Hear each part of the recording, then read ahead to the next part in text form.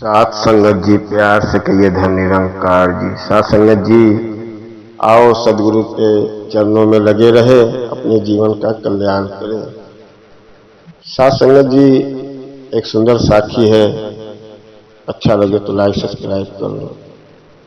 सात संगत जी, एक बार एक ऋषि मुनि के कुटिया में सबको नाम दान दिया जा रहा था।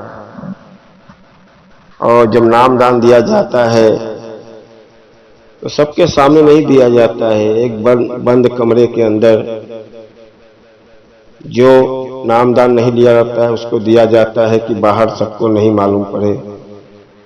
उसमें सेवा दल के महात्मा थे, सभी लोग चारों तरफ से खिड़कियां बंद कर दिए, दरवाजा बंद कर दिए। जब वो ऋषि मुनि नाम दान देने लगे तो देख रहे हैं एक महिला बैठी हुई है। ऋषि मुनि अपने सेवा दल से बोले कि भाई महिला को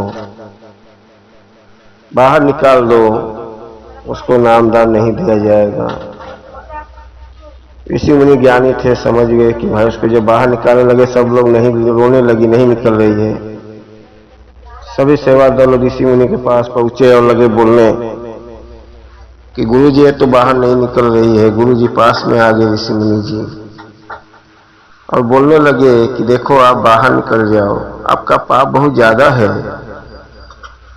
आपने बेटे के चक्कर में 4 बेटियां का खून किया है। बोली बाबा जी मुझे माफ कर दो, मुझे बहुत बड़ा गलती हो गया। आपको कैसे मालूम? मुझे मालूम है, जैसे ही बेटियां बच्चा पैदा होती थी वैसे ही आप जाके उसको कहीं नदी में फेंक देती थी, कहीं कचरे में डाल देती थी। आपका पाप इतना बड़ा है, परमात्मा कैसे माफ करेगा? महिला बहुत रोने लगी कि मुझे माफ कर दो गुरुजी, मैं आपके शरण में आई हूं, मुझे बख्श लो। कहे मैं तो नाम दान दे देता हूं, लेकिन अब ऊपर वाला परमात्मा तेरे गुनाह को कैसे माफ करेगा? वहां तो सबका लेखा जोखी होता है। उसने बहुत रोने लगी, बोली गुरुजी मुझे नाम दान दे दो, नाम दान की बख्शी दे दो, मैं उस अपने जीवन को उद्धार कर लूं। ऋषि मुनि ने उसको नाम दान दिया और बोला मेरे नाम दान का सिमरन तू कर और अच्छे राह पे चल। देखो परमात्मा के पास जाने के बाद तेरा गुनाह माफ हो गया तो ठीक है, बाकी तेरी मर्जी। ऋषि मुनि ने उसको ज्ञान दिया, नाम दान दिया। वो बाहर निकलने के बाद उनका सिमरन हमेशा करने लगी और घर पे कभी कभी कुछ सेवा दल को बुलाती थी, सेवा करती थी। आजू बाजू बच्चे लोग को देख के बड़ा प्यार से उनको खाना खिलाती थी, दिन रात रोती थी।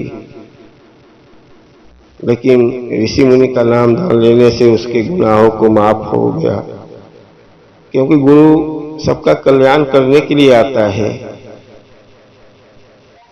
लेकिन सात संगत जी ऐसा गुनाह न करे कि परमात्मा भी माफ न कर सके। गुरु तो हमेशा सिखाता है कि सही मार्ग पे चलो, सही मार्ग पे चलो। और आप कोई गुनाह करके नाम दान लेने के बाद भी गुनाह करते हो तो आपको परमात्मा तो बचा नहीं सकता है। उसके पास सबका लिखा जोखी होता है। आज आप पाप करो, कल जाके बोलो गुरुजी हमको माफ कर दो। गुरुजी तो सबको माफ करने के लिए बैठे हुए हैं, सबका कल्याण कर रहे हैं। लेकिन जब आप पाप का पहरा भारी हो जाता है तो गुरु उसमें क्या कर सकता है? गुरु बोलता है अच्छे राह पे चलो और आप आके गलत काम करो। तो आओ सात संगत जी, जो हमसे गलतियां हो गई है नाम दान लेने के बाद वो गलतियां न करे, क्योंकि गुरु की भी एक जिम्मेदारी होती है। जब नाम दान देता है तो बार बार वो कहता है सिमरन करो, सही मार्ग पे चलो।